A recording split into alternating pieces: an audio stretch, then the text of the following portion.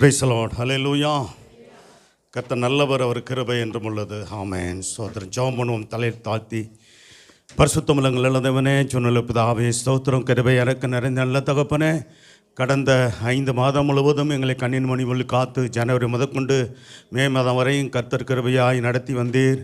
இந்த ஊழியத்தை, இந்த சபையும், ஊழியக்காரங்கள், குடும்பத்து பிள்ளைகள் சந்ததிகளையும், சுவாச குடும்பத்து பிள்ளைகள் சந்ததிகளையும் ஆண்டவரே காத்து காப்பாற்றி பாதுகாத்து ஆண்டவரே நடத்தி வந்த தேவன், ஆண்டவரே இந்த புதிய மாதத்திலோ கர்த்தர் நீர் தொடர்ந்து நடத்தணும். விசேஷமாக ஆண்டவரே உம்மோடு கூட ஒவ்வொரு குடும்பமும் ஆண்டவரே நெருங்கி ஜீவிக்க, ஆண்டவரை உறவாட, நல்ல ஜபத்தில் உம்மோடு கூட நல்ல ஐக்கியம் வைத்துக்கொள்ள, ஒவ்வொரு நாளும் தேடுகிறவர்களாக ஆண்டவரே துதித்து சோதரித்து ஆராதித்து வேதம் வாசித்து ஜபிக்கிறவர்களாக ஆண்டவரே சோதர ஜபமே ஜெயம் ஜபமே ஜீவனாக இருக்கிறபடினால கிறிஸ்துவ ஜீவியத்தில் ஒவ்வொரு ஜபத்தை விட்டு விடாதபடிக்கு, வேத வாசிப்பை விட்டு விடாதபடிக்கு, சபை ஐக்கியத்தை விட்டு விடாதபடிக்கு ஆண்டவரே சோத்திரமையா சத்தியத்தை கை கொண்டு அதன்படி நடக்கக்கூடியவர்களாய் ஆண்டவரே கடைசி காலத்தில் எச்சரிப்போடு ஜாக்கிரதையாய் ஆண்டவரே தேவனை தேடுகிற காரியங்களிலும், தேவனுக்காக வாழுகிற காரியங்களிலும், உடைய வருகைக்கு ஆயத்தப்பட வேண்டிய காரியங்களையும் ஆண்டவரே நீர் ஆண்டவரே உடைய பிள்ளைகளுக்கு போதிக்கிறீர். சபையின் மூலமாக ஆண்டவரே அறிந்து கொள்கிற தேவனுடைய பிள்ளைகள் வேதத்தின் மூலமாக இன்னும் அதிகமாக ஆண்டவரே உடைய சுத்தத்தை அறிந்து கொண்டு செயல்பட கர்த்தர் நீர் உதவி செய்ய முடியாது ஜெபிக்கிறோம்பா. ஆண்டவரே இந்த நாளில் இருக்கிற ஆண்டவரே சோத்திரம் திருவிருந்த ஆராதனை ஆசீர்வதிங்க.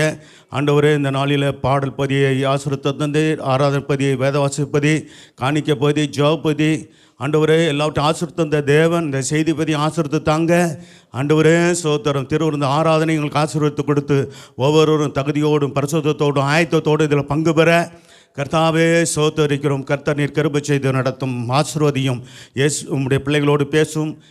என்னை மறைத்து நீர் வெளிப்படும். இயேசு கிறிஸ்துவின் இனிய நாமத்தில் வேண்டிக் கொள்ளும் நல்ல பிதாவே, ஆமென். ஸ்தோத்திரம்.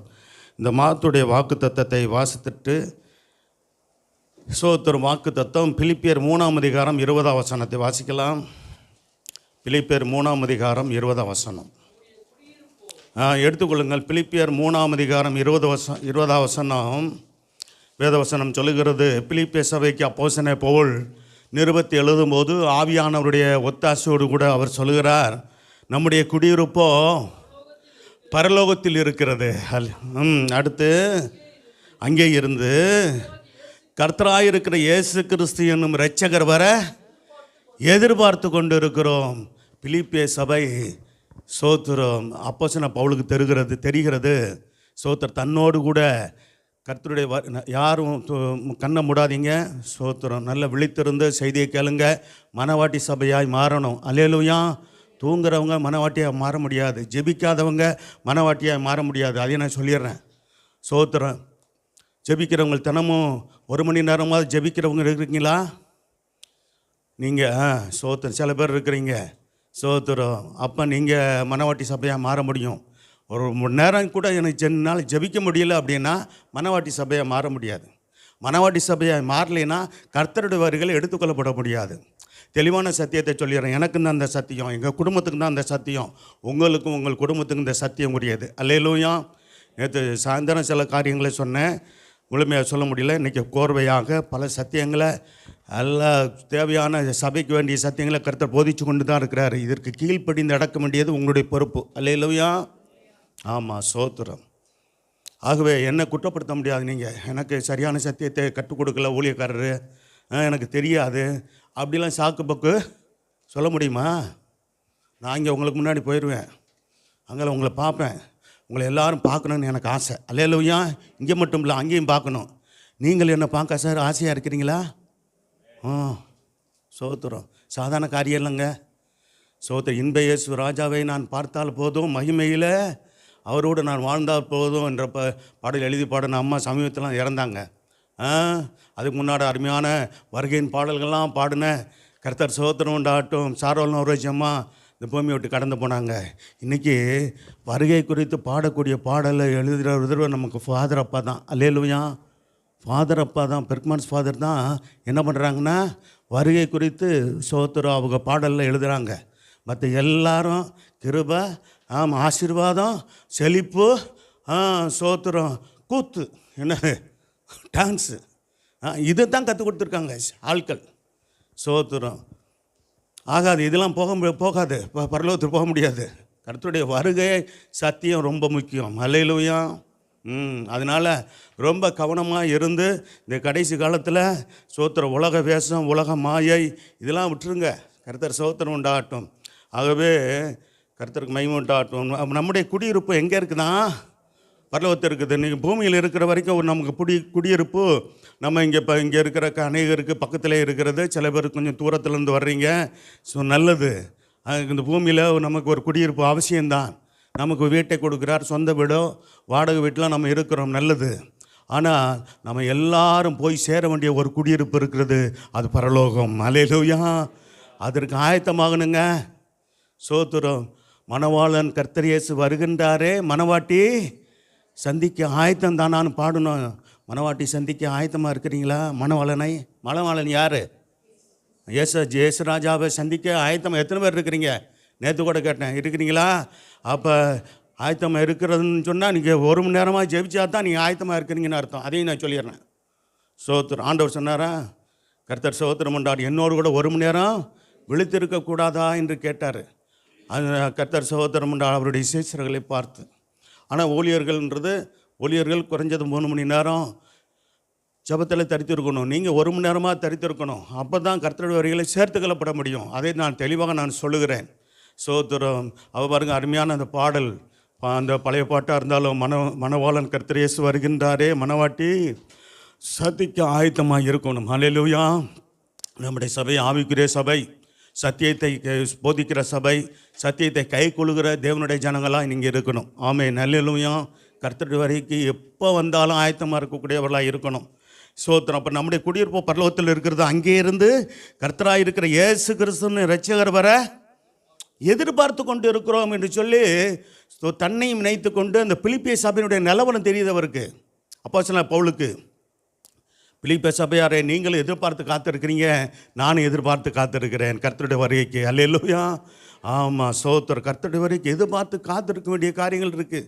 இந்த பூமியில் பல காரியங்களில் நம்ம எதிர்பார்த்து காத்திருப்போம். நன்மையான காரியங்கள் நடக்கணும், நல்லது, ஜெபிங்க. ஆனால் அவைகள் மத்தியில் நாம் எதிர்பார்த்து காத்திருக்க முக்கியமானது என்னென்னா, கர்த்தருடைய வருகையில் போகணுமே. அல்லேலூயா. ஆமாம். மணவாளன் கர்த்தராக இயேசு கிறிஸ்து மத்திய ஆகாயத்தில் வருவார். இங்கே நம்ம வாசித்தோமே சோத்திரம். அங்கேயும் வருகை குறித்து சொல்லப்பட்டிருக்கிறது. சோத்திரம். மத்திய 24ஆம் அதிகாரத்தில் அது என்ன வருகை? பகிரங்க வருகையாக இருக்கிறது. அது கர்த்தர் சோத்திரம் உண்டாகட்டும். பூமியில் கோத்திரத்தார எல்லாரும் கண்டு புலம்புவார்கள் என்று ஆண்டவர் சொன்னார். இது ரகசிய வருகை அல்ல. அதாவது ஆண்டவராக இயேசு கிறிஸ்து சபையை சேர்த்து கொள்ள போகிற வருகை குறித்து சொல்லப்படலை. சோத்திரம். மத்திய 24ஆம் அதிகாரத்தில் சில வசனங்களை நம்ம சோத்திரம் இந்த முழு அதிகாரத்தையும் வாசித்தோம். அதில் சில வசனங்களை நாம் தியானித்து மற்ற காரியங்களுக்காக நம்ம ஜபிக்கலாம். கர்த்தர் சோத்திரம் உண்டாகட்டும். 24ஆம் அதிகாரம் 29-30 வாசிங்க. அந்நாட்களில் உபத்திரம் முடிந்தவுடனே, இது எந்த தெரியுமா? ஆண்டவராக இயேசு கிறிஸ்து வந்து சபையை சேர்த்து கொண்டு போன பிற்பாடு கர்த்தர் சோத்திரம் நடக்கிற சம்பவம் பாருங்கள். இந்த பகுதி 2 கூட்டத்தாருக்காக ஆண்டவர் சம்பவங்களை சொல்லியிருக்கிறார். ஒன்று யூதர்களுக்கு, ரெண்டாவது புறஜாதி சபையாராகிய உலகம் முழுவதும் இருக்கிற சபைக்கு. அல்லேலூயா. ஆமாம். தேவனுடைய பார்வையில் 2 குறிப்பு தான். ஒன்று இஸ்ரவேலர்கள், 2வது இஸ்ரவேலர்கள் அல்லாத மற்றவர்கள் ரட்சிக்கப்பட்ட ஜனங்கள். அவர்களுக்கு ஆண்டவர் சொன்ன இந்த சத்தியம் வீட்டில் போய் மறுபடியும் வாசி பார்த்து கொள்ளுங்க. கர்த்தர் சோத்திரம் உண்டாகட்டும். அங்கே சொல்லப்பட்டிருக்கிறது வாசிக்கலாம். அந்நாட்கள் உபத்திரம் முடிந்த உடனே சூரியன் அந்தகாரப்படும். பாருங்கள், இதெல்லாம் நடக்க போகுது. சூரியன் அந்தகாரப்பட்டுரும், இருள் அடைஞ்சிரும். அடுத்து என்னமா? சந்திரன் ஒளியை கூடாது இருக்கும். நட்சத்திரங்கள்லாம் என்ன செய்யுமா? வானத்திலிருந்து விழும். வானத்தின் சத்துவங்கள் என்ன செய்யும்? அந்த காலம் முடிவு போகிற சமயத்தில் பல சம்பவங்கள் நடக்கும். சோத்திரம். அப்போ 7 வருஷம் அவனுடைய காலம். அந்த கொடுமையானுடைய காலத்தில் பயங்கரமான சம்பவங்கள் நடக்கும்.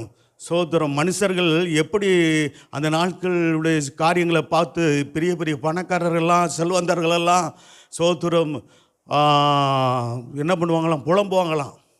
வெளிப்படுத்தல் விசேஷத்தில் இருக்குது. கர்த்தர் சோத்திரம் உண்டாடும். மலைகளே குண்டுகளே எங்கள் மேலே விழுந்து ஆட்டுக்குட்டியானோட கோபத்துக்கு நாங்கள் தப்பி வைக்க பண்ணுங்கள்னு சொல்லுவாங்களாம். அல்லேலூயா.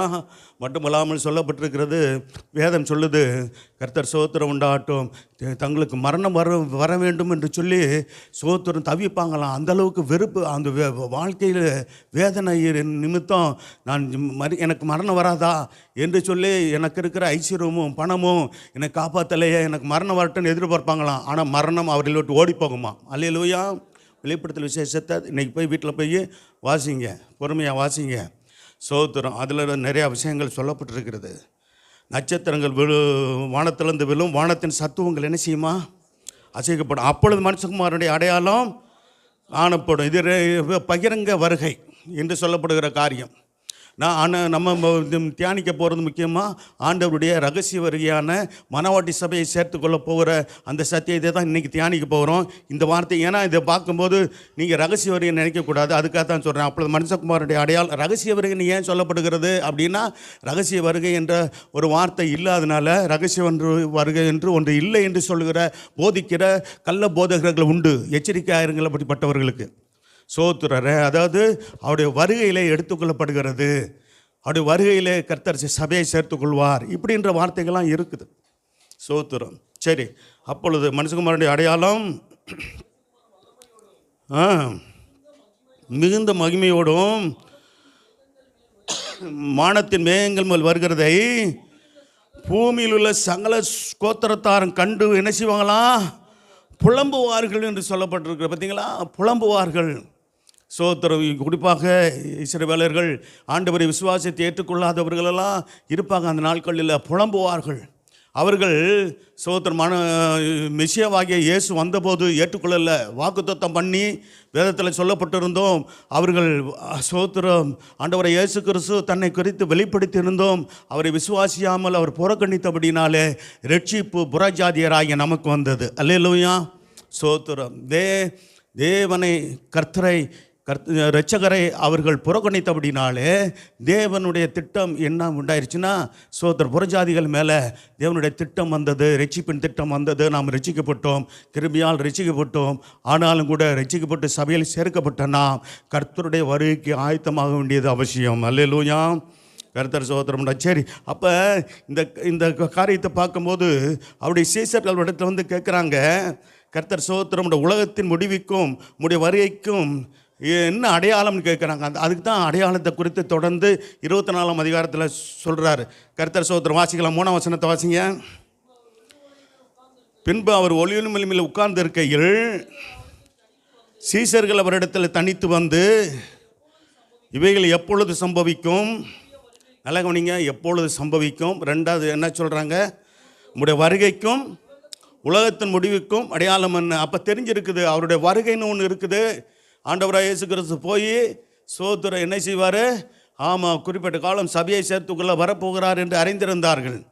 ஆமாம், சோத்திரம். உலகத்தின் முடிவு ஒன்று இருக்கிறது என்பதை அறிந்திருந்தார்கள். இதெல்லாம் ஆண்டவர் கற்றுக் கொடுத்திருந்தார். சோத்திரம். என்னென்ன எதையும் ஒன்று பிதாவிடத்தில் அறிந்ததை அவர் மறைக்காமல் எல்லாத்தையும் கற்றுக் கொடுத்திருந்தார் என்று பார்க்கிறோம். ஸ்தோத்திரம். அப்போ எங்களுக்கு சொல்ல வேண்டும் என்று சொல்லும்போது தான் ஆண்டவர் சொல்கிறாரு. அடுத்த வசனத்தை வாசிக்கலாம். இயேசு அவர்களுக்கு பிரத்யுத்தரமாக, ஒருவனும் உங்களை வஞ்சியாதபடிக்கு என்ன செய்யுங்க, எச்சரிக்கையாக இருங்கள் என்று சொன்னார். ஏனெனில் அநேகர் வந்து என்ன செய்வாங்களாம், ஆண்டவருடைய நாமத்தை தரித்து கொண்டு நானே கிறிஸ்து என்று சொல்லி, ஆமாம், இது வரைக்கும் எத்தனையோ பேர் சோத்திரம் பல தேசங்களிலே நானே கிறிஸ்து என்று சொல்லி பலரை வஞ்சித்திருக்கிறதை பார்க்குறோம். கிறிஸ்து ஒருவரே, ஆண்டவராக இயேசு கிறிஸ்து மட்டுமே. அல்லேலூயா. ஆமாம், சோத்திரம். அவரை போல் சோத்திரம் எப்படி இருந்தார், இந்த போட்டோலாம் பார்த்துருப்பாங்களே, அதே மாதிரி முடிய விட்டுட்டு சோத்திரம். இன்றைக்கி சினிமாக்காரனுங்க பெரிய வெளிநாட்டில் சோத்திரம் அமெரிக்காவில் இருக்கிற நடிகர்கள்லாம் இந்த சினிமாவுக்கு சோத்திரம் ஆண்டவருடைய அந்த காண்பிக்கும்படியாக என்ன பேஷன் ஒன்று படம் வந்துச்சு. என்ன படம்? சோத்திரம். அந்த படத்தை நடித்தது பூரா யார், அதை பார்த்துட்டு அதே ஃபோட்டோவை வச்சுக்கிட்டு வீட்டில் சாமி கும்பிட்டுருக்கார் ஆளுகள்லாம் உண்டு, கிறிஸ்தவர்கள். எத்தனை பலன் அவனுங்களும் சொல்லிட்டாங்க. என்ன சொல்லிட்டாங்க தெரியுமா, நாங்களாம் ஒரு சாதாரண மனுஷர்கள், நீங்கள் என்ன தெய்வமாக நீங்கள் நினைக்கக்கூடாது, நீங்கள் எங்கள் ஃபோட்டோவை நாங்கள் வேஷம் போட்டு நாங்கள் சினிமாவில் நடிச்சிருக்கிறோமே தவிர நாங்கள் உண்மையான இயேசு கிடையாது. நாங்கள் படத்துக்காக நடித்த ஒரு நடிகர்கள் மட்டுமே. அல்லேலூயா. உங்கள் வீட்டில் இருக்கிறா இயேசுநாதர் போட்டோ இருக்குதா? அது உண்மையான இயேசுவா அது?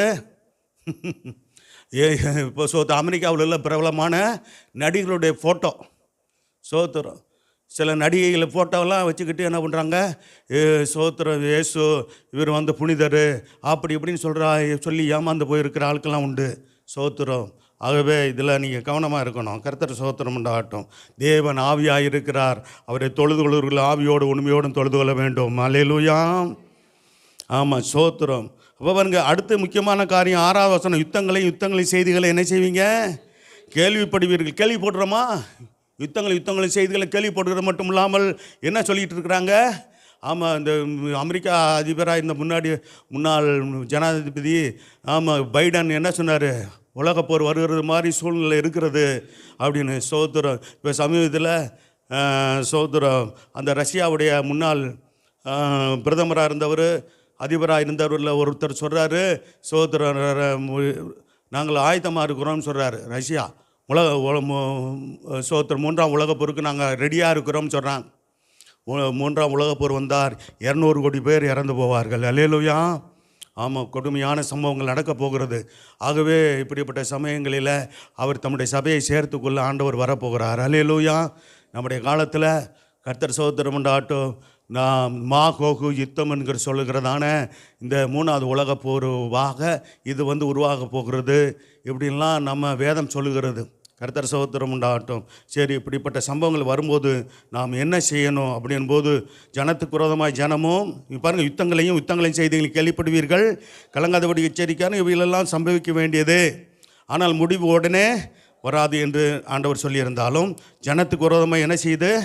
இன்றைக்கி ஜனமும் ராஜ்யத்துக்கு விரோதமாக ராஜ்யமும் எழும்பி கொண்டு இருக்கிறது. பஞ்சங்கள் உண்டாகிருக்கிறது. எத்தனோ இடங்களில் பஞ்சங்கள்.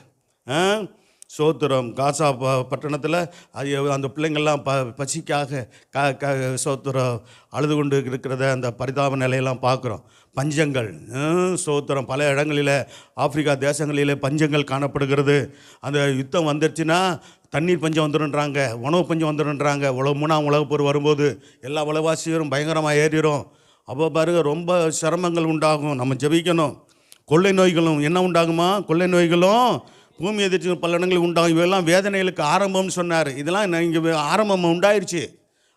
அந்திகிறிஸ்து காலம் வருகிறதுக்கு சோத்திரம் ஆரம்பம் ஆயிடுச்சுன்னு அர்த்தம். சோத்திரம். சரி, அப்பொழுது என்ன செய்வாங்களாம்? உங்களை உபத்திரங்களுக்கு ஒப்பு கொடுத்து உங்களை கொலை செய்வார்கள் என்று என் நாமத்தை நிமித்தம் நீங்கள் சகல ஜனங்களால் பாய்க்கப்படுவீர்கள் என்று சொல்லி ஆண்டவர் சொன்னார். அது யூதர்களுக்கு, இது இஸ்ரவேலர்களுக்கும் ரட்சிக்கப்பட்ட இஸ்ரவேலருக்கும் பொருந்தும். சோத்திரம். அதே போல் ரட்சிக்கப்பட்ட தேவனுடைய ஜனங்களுக்கும் சோத்திரம் விசுவாச பரீட்சை வரும், சோதனை வரும். சோத்திரம். அடுத்து என்ன சொல்லப்பட்டிருக்கு முக்கியமாக 11, அநேக கள்ள தீர்க்கதரிசிகளும் எழும்பி என்ன செய்வாங்களாம்? அநேகரை வஞ்சிப்பார்கள். 11ஆம் வசனம்.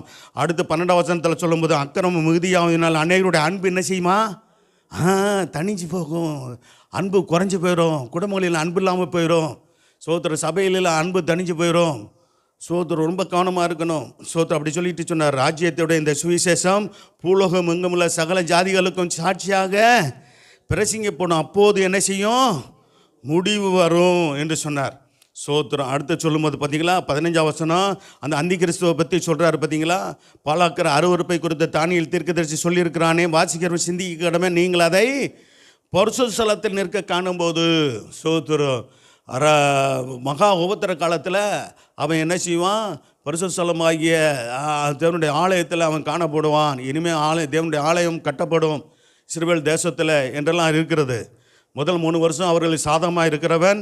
அப்போ என்ன நினைப்பாங்க? இவன் தான் மெசியாவாக்கும் அப்படின்னு சொல்லி தவறாக நினைப்பாங்க. பின்னாடி உண்மையை கண்டுகொள்வாங்க. இதெல்லாம் வேதத்தில் இருக்குது. கர்த்தர் சோத்திரம் உண்டாகட்டும். அப்படி சரி, இதெல்லாம் ஆண்டவர் சொல்லியிருக்கிறார், எச்சரிப்பாக சொல்லியிருக்கிறார். அப்போ நம்ம என்ன செய்யணுமா? அந்த நாட்களில் என்ன நடக்கும்? கர்த்தருடைய வருகைகள் எடுத்துக்கொள்ளப்படும் போது என்ன நடக்குமா? சோத்திரம். பாருங்கள், அவருடைய வருகையின் காலத்தில் என்னென்ன சம்பவங்கள் நடக்கும் என்று சோத்திரம் ஆண்டவர் சொல்லும்போது சொன்னார். 36ஆம் வசனத்திலிருந்து வாசிங்க. இப்போ 24ஆம் அதிகாரம் 36ஆம் வசனம். அந்த நாளையும் அந்த நாளிகையையும் மற்றொருவன் அறியான். அவர் ஆண்டவரை இயேசு கிறிஸ்து மத்திய ஆகாயத்தில் வந்து 3 விதமான சத்தத்தோடு இறங்கி வருவார். அதை தெசலோனிக்கே புத்தகத்தில் தெளிவாக அப்போஸ்தலன் பவுல் சொல்லுகிறார். கர்த்தர் தாமே ஆரவாரத்தோடும் பிரதான தூதனுடைய சத்தத்தோடும் தேவ அக்காலத்தோடு இறங்கி வருவார். நல்லா கவனிக்கணும். சோத்திரம் 3 விதமான சத்தம் கேட்கும். கர்த்தர் ஆண்டவருடைய பிள்ளைகளுக்கு கேட்கும். யாருக்குன்னா ஆயத்தமாக இருக்கிறவர்களுக்கு கேட்கும். மனவாட்டி சபையாய் வளர்ந்து கொண்டு இருக்கிறவர்களுக்கு கேட்கும். அல்லேலூயா. மனவாட்டி சபையாய் மாறிக்கொண்டு இருந்தீங்கன்னா உங்களுக்கு கேட்கும். சரி, வாசிக்கலாம். சரி, இது தொடர்ந்து நோவாவின் காலத்தில் எப்படி நடந்ததோ இங்கே மத்த 24ஆம் அதிகாரத்தில் இதை சொல்லுகிற. இது மட்டும் இல்லை, இன்னொரு இடத்துல இருக்குது. லோத்தின் காலத்தில் நடந்த போலவும் நடக்கும்னு சொல்லியிருக்கிறார். சரி, ரைட்டு. நீங்கள் இதை இங்கே வாசிப்பான். எப்படி எண்ணில் பேவல் பிள்ளைகள் பிரவேசிக்க நாள் வரைக்கும் என்ன செஞ்சாங்க? ஜனங்கள் புசித்தும் குடித்தும் பெண் கொண்டும் பெண் கொடுத்தும் ஜலப்பிரளயம் வந்து போக மட்டும் என்ன செஞ்சாங்களாம்? உணராது இருக்கிறார்கள். அப்படியே மனுஷகுமாரன் வருங்காலத்தில் என்ன செய்யும்? ஆண்டவராய் இயேசு கிறிஸ்து வருகையின் காலத்தில் நடக்கும் என்று வேதம் சொல்லுகிறது. அல்லேலூயா.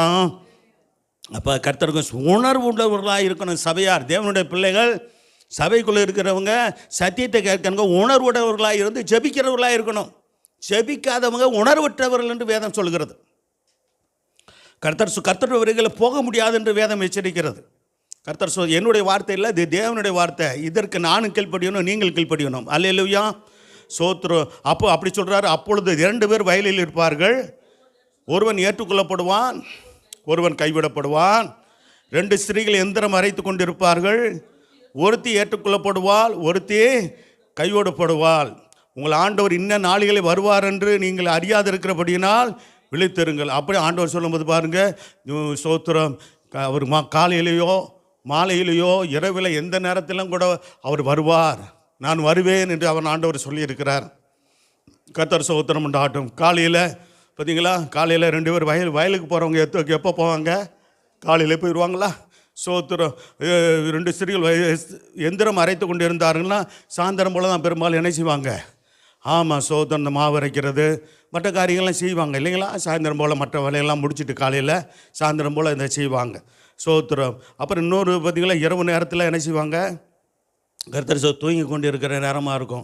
சோத்திரம். சரியா, எப்படி இருந்தாலும் நம்ம கர்த்தருக்குள்ள நம்ம ஜபத்தோடு கூட காத்துருமோமானால் நாம் சோத்திரம் எந்த நேரத்திலும் ஆண்டவருடைய வருகையில் அந்த எக்கால சத்தம் கேட்கும்போது அதான் பாடினோம். எக்கால சத்தம் வானில் தொனித்திடவே என் இயேசு மகாஜனே வந்திடுவார்.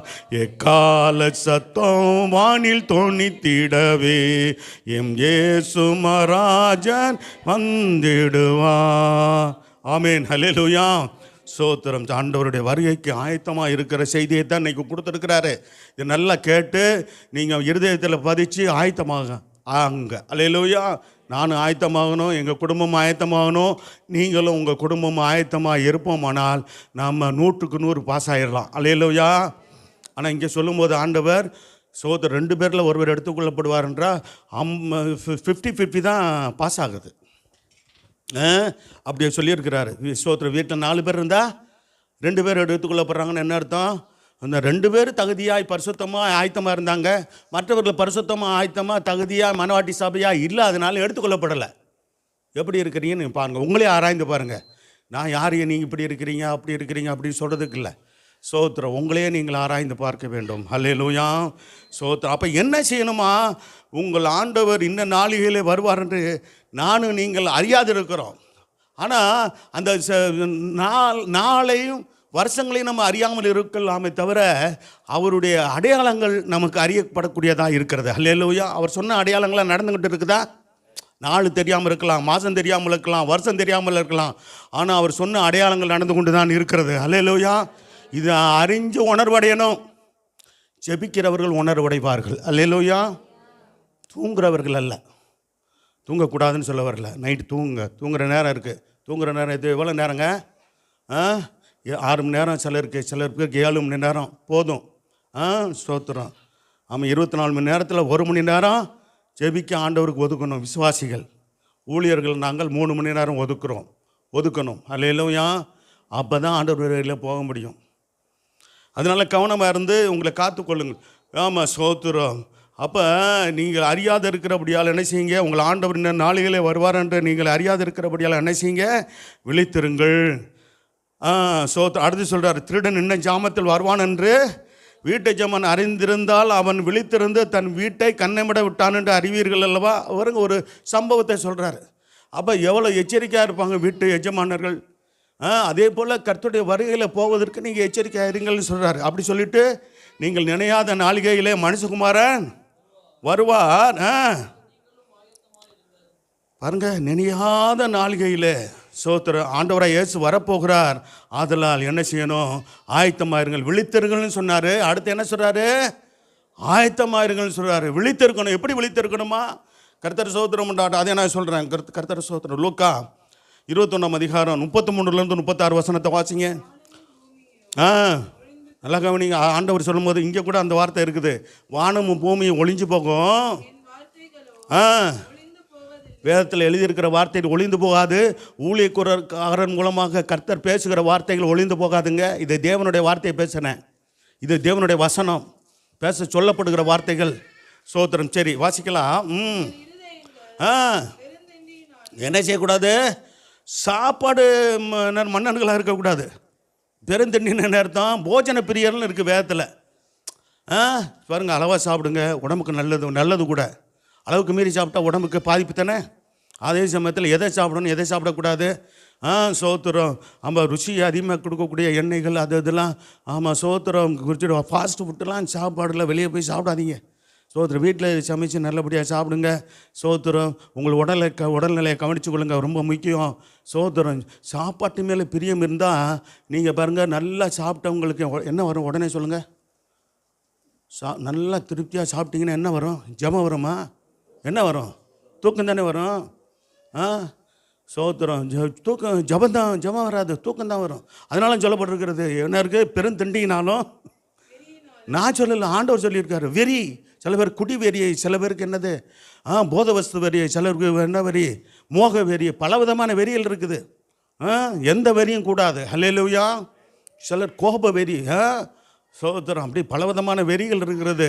எரிச்சல், இதெல்லாம் கோபம், பொறாமை, கசப்பு, வைராக்கியம், இதெல்லாம் நம்ம விட்டு அகற்றப்பட வேண்டும். இந்த வெறிகளெல்லாம் போகட்டும் இயேசுவின் நாமத்தினால வெளியேறட்டும். சோத்திரம். அடுத்து என்னது, லௌகிக கவலைனாலும். லௌகிக கவலை என்பது என்ன, உலக கவலை. உலகத்தின் காரியங்களுக்காகவே கவலைப்பட்டுக்கிட்டு இருக்கிறது. கர்த்தருடைய வருகையில் போகணுன்ற கவலை இருந்துச்சுன்னா நல்லது. ஆனால் உலக கவலையே உங்களை போட்டு அழுத்திக்கிட்டு இருக்குதுன்னா நீங்கள் சோத்திரம் அந்நிய வல்லமைக்கு இடம் கொடுத்துருக்கீங்கன்னு அர்த்தம். உங்களை சொல்கிறேன் நான், இயேசுவின் நாமத்தில் ஆண்டவர் சொன்னாரா, நீங்கள் நாளை குறித்து என்ன செய்யாதீங்க, கவலைப்படாதிருங்கள், அந்தந்த நாளுக்கு அந்த பாடு. அப்போ நம்ம நல்ல விசுவாசிகள், நல்ல கர்த்தர் விசுவாசிக்கிறவங்களை நல்லா என்ன செய்வாங்கன்னா, கர்த்தர் சோத்திரம் உண்டாகட்டும், அந்தந்த நாளைக்கு அந்த பாடு போதுன்னு சொல்லி தேவனை சார்ந்திருப்பார்கள், கர்த்தரை விசுவாசித்திருப்பார்கள். அல்லேலூயா. அப்போ அன்னைக்கு தேவைகள் சந்திக்கப்படும். அன்னைக்கு நம்ம வேண்டியதை கர்த்தர் தந்து ஆசீர்வதிப்பார். அல்லேலூயா. நாளைக்கு நான் என்ன பண்ணுவேன், அந்த வர்ற வாரத்துக்கு நான் என்ன பண்ணுவேன், அடுத்த மாதத்துக்கு என்ன பண்ணுவேன், இப்படியே கவலைப்பட்டுட்டு இருக்கிறவங்க சோத்திர விசுவாசிகள் அல்ல. அவர்கள் தேவனை அவிசுவாசமாய் சோத்திரம் நினைக்கிறார்கள் என்று அர்த்தம். எப்பக்கூடாது. சரி, வாசிக்கலாம். நீங்கள் நினையாத நேரத்தில் அவருங்க அந்த நாள் நினையாத நேரத்தில் வந்துடும் அப்படின்னு சொல்லிட்டு இங்கேயும் எச்சரிக்கிறார். லூக்கா 21 அதிகாரத்தில். சரி, வாசிக்கலாம். நல்லா கவனிங்க. பூமி எல்லாம் குடியிருக்கிற உனக்கு கர்த்தருடைய வருகை திடீர்னு வரும். இன்னும் உனக்கு அந்தி கிறிஸ்து காலமும் சோத்திரம், இந்த நாள், இந்த மாதம், இந்த வருஷம்னு வராது. 7 வருஷம் கொடிய காலங்கள் வரும். அந்த கொடிய காலத்துக்கு தப்பணும், சபை தப்பணும். அது குறித்து நம்ம பார்க்கணும்னா இன்னொரு வேறு சத்தியம் இருக்குது. என்னென்ன சம்பவம்லாம் நடக்கணும்னு சொல்கிறது நீங்கள் வெளிப்படுத்தல் விசேஷத்தை வாசித்தாலே உங்களுக்கு பாதி புரியும். சோத்திரம் புரியாததை சோத்திரம் ஊழிக்காரன் மூலமாக புரிய வைப்பார் ஆண்டவர். அல்லேலூயா. ஆமாம், வேதத்தை ஒழுங்காக வாசிங்க, ஜபத்தை ஒழுங்காக செய்யுங்க. வேதத்தை எப்படி ஜெபிக்கணும்னு பல முறை சொல்லி கொடுத்துருக்குறேன். இப்போ நேற்று கேட்டேன், எத்தனை பேர் ஜெபிச்சுட்டு இன்றைக்கி ஒரு நாள் ஒரு மணி நேரம் ஜெபிச்சிங்கன்னா நிறைய பேர் சோத்திரம் கையை தூக்கலை. நான் சொன்னேன், மனசாட்சியில் கை வச்சு சொல்லுங்கள் எத்தனை பேருன்னா ஒருத்தர் இந்த சில பேர் தான் தூக்குனாங்க. அதனால் யார் தூக்கலைன்றலாம் நான் சொல்ல மாட்டேன். யார் தூக்குனாங்கன்னு சொல்ல மாட்டேன். இப்போ நான் எதுவும் உங்களை பரீட்சை பண்ண விரும்பலை, அல்லேலூயா, டெஸ்ட் பண்ண விரும்பலை. உங்கள் மனச்சாட்சி உங்களுக்கு தெரியும். தினமும் ஜெபம் பண்ணுறவங்க எத்தனை பேருங்க? நான் இத்தனை பல முறை சொல்லியிருக்கிறேன்னா? ஆமாம், சோத்திரம், பல முறை சொல்லியிருக்கிறேன். தினமும் ஜெபம் பண்ணுங்க. 24 மணி நேரத்தில் 1 மணி நேரம் ஆண்டவருக்கு கொடுக்க முடியலைன்னா அதான் சோத்திரம். ஒரு பெரிய பரிசுத்தவான் இப்படி சொன்னார். அவர் சபையில் 1000 பேர் வரக்கூடிய அந்த சபையில் சொன்னார், எத்தனை பேர் நீங்கள் ஜெபிக்கிறவங்க சோத்திரம் அப்படின்னா. அப்பையும் சில பேர் தூக்குனாங்க. சொன்னார், நம்ம சபையில் 10,000 பேர் இருக்கிறோம், சில பேர் தூக்குறீங்க, அப்போ நீங்களாம் ஜெபிக்காத ஆளுகள்லாம் பரலோகத்தை மறந்துருங்கன்னு சொன்னார். நீ இவ்வளோ கூட்டம் வர்றதுன்ற முக்கியம் இல்லை, எத்தனை பேர் கர்த்தர் வருகையில் போக போகிறோம், அங்கே நான் உங்களை பார்க்கணும். அல்லேலூயா. அந்த பரிசுத்தவான் அந்த ஐயா சொன்னாங்க, சோத்திரம், அங்கே உங்களை பார்க்கணும். யாருன்னு சொல்ல விரும்பல, சோத்திரம் சொல்லும் போது இப்போ தெரிஞ்சிருக்கலாம். அன்றைக்கி சமயத்தில் சில வருஷத்துக்கு முன்னாடியே இறந்தாங்க அந்த ஐயா. அப்போ பாருங்கள், எவ்வளோ பேர் கூடுறது என்பதில்லை, எவ்வளோ பேர் சபையில் வருகிறது என்பது சோத்திரம். ஊழியக்காரர்கள் சோத்திரம் சபை வளர வேண்டும் என்பது தேவனுடைய சித்தமோ ஊழியர்களுடைய விருப்பமாக இருக்கிறது தான். ஆனால் எத்தனை பேர் கர்த்தருடைய விரைகளில் போவோம்? எத்தனை பேர் பரலோகத்தில் நம்முடைய குடியிருப்போ பரலோகத்தில் இருக்குது, அங்கிருந்து கர்த்தராகிய இயேசு கிறிஸ்துவின் இரட்சகர் வர எதிர்பார்த்து கொண்டு இருக்கிறோம் என்று வசனத்தினுடைய எத்தனை பேர் எதிர்பார்ப்போடு காத்திருக்கிறார்கள் என்பது முக்கியம். மனவாட்டி சபையா எவ்வளோ பேர் சோத்திரம் தேறி இருக்கிறார்கள் என்பது முக்கியம். ஆமேன், ஹல்லேலூயா, சோத்திரம். சரி, 2 ஆகியால் நல்ல கவனிங்க. அந்த நாள் ஒரு கண்ணியை போல உலகம் முழுவதும் வரப்போகுது. சோத்திரம் ஏதோ ஒரு இடத்துல வரப்போகுதுன்னு நினைக்காதீங்க, உலகம் முழுவதும் வரப்போகுது. சோத்திரம் கர்த்தருடைய வருகையில் உலகம் முழுவதும் கர்த்தருடைய வருகை வெளிப்படும். அதே போல் அந்த கிறிஸ்து காலம் வரும்போது, அந்த கொடியவனுடைய காலம், அந்த மிருகத்தின் அந்த நாட்கள் வரும்போது என்ன நடக்கும்? சோத்திரம் பயங்கரமான சம்பவங்கள் நடக்கும். கைவிடப்பட்ட, அதை எடுத்துக்கொள்ளப்பட்ட ஒரு கூட்டம் ஆண்டவரோடு கூட இருப்பாங்க. அதே சமயத்தில் கைவிடப்பட்ட ஒரு கூட்டம் பூமியில் இருக்கும். கிறிஸ்தவர்கள் எல்லாரும் ஆண்டவருடைய வருகையில் போயிடுவாங்கன்னு நினைக்காதீங்க. ஹல்லேலூயா. நல்லா தகுதியோடு பரிசுத்தத்தோடு ஆயத்தத்தோடு இன்னும் சில காரியங்களை பார்க்கலாம். பரிசுத்த அப்போ தேவன் எதிலெல்லாம் பரிசுத்த வேண்டும் என்றெல்லாம் தெளிவாக சொல்லியிருக்கிறார். அந்த காரியங்கள் இருந்தால் நம்ம போவோம். அதற்கு நம்ம ஜபத்தில் இருக்கும்போது அந்த ஆயத்தம் நமக்கு கிடைக்கும் நிச்சயமாக. அல்லேலூயா. ஜபத்தில் தான் கிடைக்கும். நல்லா ஜபிக்கணும், நல்லா துதிக்கணும், நல்லா சோத்தரிக்கணும். சோத்திரம் எப்போ பார்த்தாலும், ஆமாம், சோத்திரம் மொபைலை வச்சுக்கிட்டே அந்த பைத்தியமாக அதில் சோத்திரம், ஆமாம், அப்படியே இருந்தீங்கன்னா போக முடியாது. சோத்திரம் வாலிபர்கள்லாம் எச்சரிக்கை. அல்லேலூயா.